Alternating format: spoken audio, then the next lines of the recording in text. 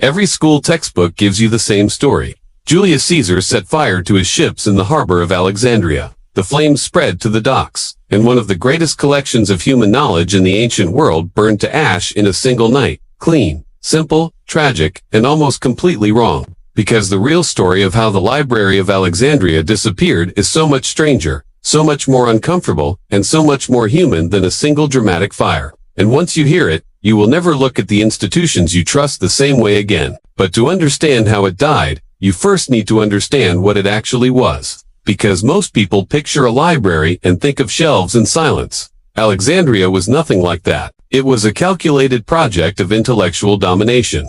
When Alexander the Great conquered Egypt in 331 BC, he didn't just want an empire, he wanted a legacy that would outlast every sword and every wall ever built.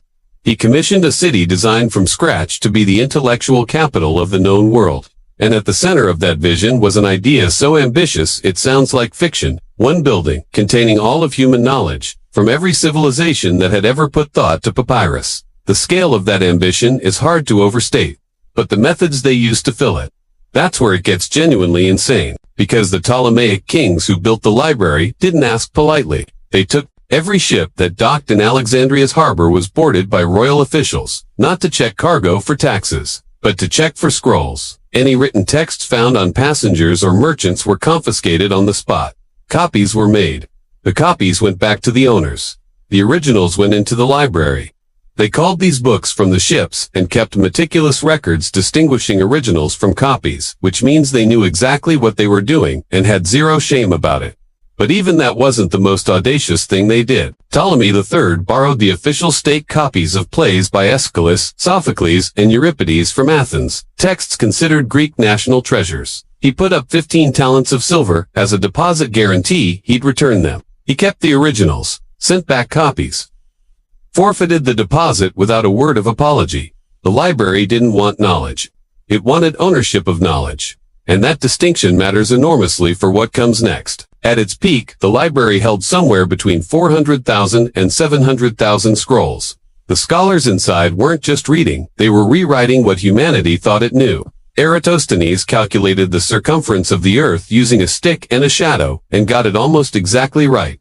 Aristarchus proposed that the earth orbits the sun to 1,700 years before Copernicus received the credit. Herophilus mapped the human nervous system through systematic dissection at a time when most of the world thought illness was a punishment from gods. All of this, in one institution, in one city, which makes what happened next not just tragic, it makes it one of the great civilizational crimes in human history. And the first suspect everyone points to is Julius Caesar. So let's deal with him right now, because the truth about Caesar and the library is more complicated than either his defenders or his accusers admit.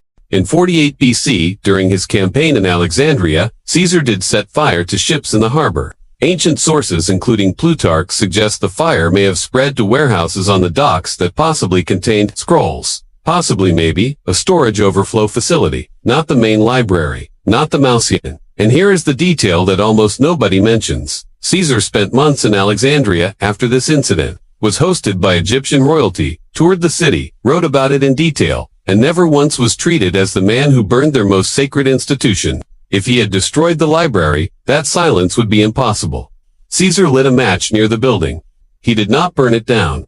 But someone else did, and they did it with paperwork, not fire. As Rome absorbed Egypt into its empire, the royal funding that had sustained the Mausian for generations simply stopped. The Ptolemaic kings had poured money into the library because it was their monument, their claim to civilizational greatness. Roman emperors had Rome. They didn't need Alexandria.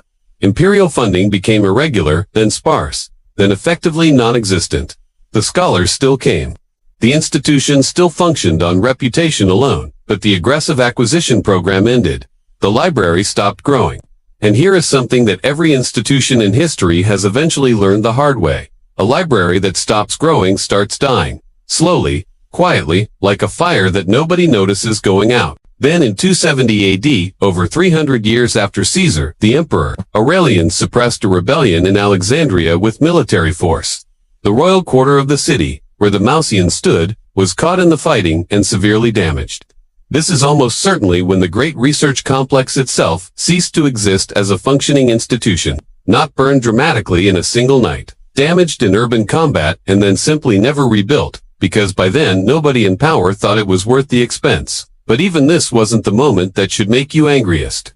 That moment comes next. In 391 AD, the Christian bishop Theophilus led a mob through Alexandria and destroyed the Serapeum, a temple complex that housed what many historians believe was a secondary library collection, a daughter archive tied to the main institution. This wasn't a foreign invasion. This wasn't a conquering army. This was the city's own religious leadership, backed by imperial authority, destroying what remained of Alexandria's intellectual inheritance because the knowledge inside it was associated with pagan culture. Ancient sources document this in detail. It happened, and whatever scrolls survived inside that building did not survive that day. And then there is the story most people have heard that the Arab general Elmur ibn Alas burned what remained of the library in 642 AD on the orders of Caliph Omar, who supposedly said that books agreeing with the Quran were redundant and books disagreeing with it were dangerous. Burn them all. It is a vivid story. It is also almost certainly fabricated. The sources recording it were written 5 centuries after the fact. No contemporary Arab or Egyptian account mentions it. And by 642 AD, the Great Library had been institutionally dead for generations. There was nothing left to burn. The story appears to have been invented during the Crusades as anti-Islamic propaganda, and serious historians treat it as myth.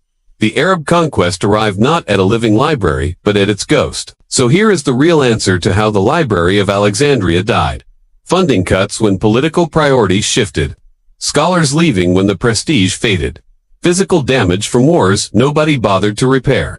Ideological hostility from people who feared what open inquiry represented. And underneath all of it, a slow civilizational decision that accumulating all human knowledge was no longer worth the trouble. Not one villain, not one knight. 100 small surrenders spread across 7 centuries. And here is the part that should genuinely unsettle you. The knowledge that was lost wasn't lost because the scrolls burned. It was lost because the copies were never made. Ancient sources reference works by Aristotle we will never read. Plays by Sophocles that no longer exist anywhere on Earth. Mathematical and astronomical discoveries that may have pushed human progress forward by centuries. Gone. Not hidden in a vault somewhere. Gone.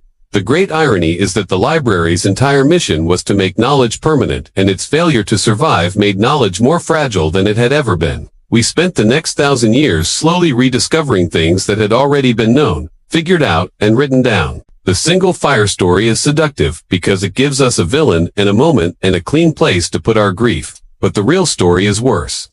The Library of Alexandria wasn't destroyed by an enemy. It was abandoned by the people who should have protected it. Defunded by governments with other priorities, attacked by ideologues who feared what it represented, and forgotten by a civilization that had simply moved on. And if that sounds uncomfortably familiar, if that sounds like something that could happen today, to archives and institutions and forms of knowledge we currently take for granted, then you are paying exactly the right kind of attention. The library didn't burn itself into legend. It faded into it, and we told ourselves the fire story because the truth was too slow, too complicated, and too much our own fault to face.